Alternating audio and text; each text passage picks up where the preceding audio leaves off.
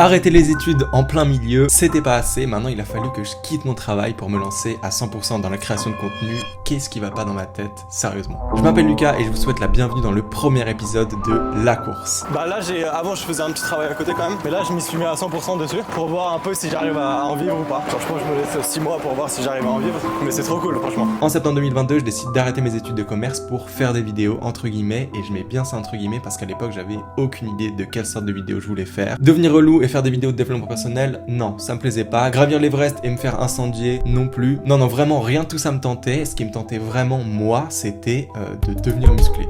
Voilà. Bon, on est d'accord, c'était le pire choix de la liste, hein, vraiment, mais ça m'a permis d'apprendre plein de choses, le montage, un peu le storytelling, le travail, la discipline, tout ça, les clichés. Mais bref, pour vous la faire courte, j'ai fait de la muscu pendant 3 mois, et au bout de 3 mois enfermé dans une salle à l'odeur de sueur, je décide de sortir un peu dehors et de me lancer le challenge de courir le semi-marathon de Paris 2023. Et depuis, coup de foudre avec le sport, hein, littéralement. Plus le temps avance, plus je cours, plus je suis passionné, et surtout, plus j'ai envie de m'investir dedans. S'investir dans la course jusqu'à quitter son travail, non, il est quand même pas si con que ça. Ah bah si, il est vraiment con. Le 15 juillet 2024, c'est ciao. Ensuite, petites vacances quand même, faut pas déconner. Et là, je suis de retour sur Instagram. Parce que oui, j'ai bien pensé YouTube, mais maintenant il est l'heure d'être aussi présent sur Instagram. Et le programme, il est hyper simple, vous faire suivre mon quotidien de coureur, de runners pour les bilingues. Alors on va parler entraînement, course, nutrition, récupération, organisation, littéralement tout ce qui englobe le quotidien d'un gars qui veut progresser à fond dans la course à pied. Parce que oui, il faut peut-être le préciser, hein, mais moi je suis pas là pour rigoler, hein, pas du tout.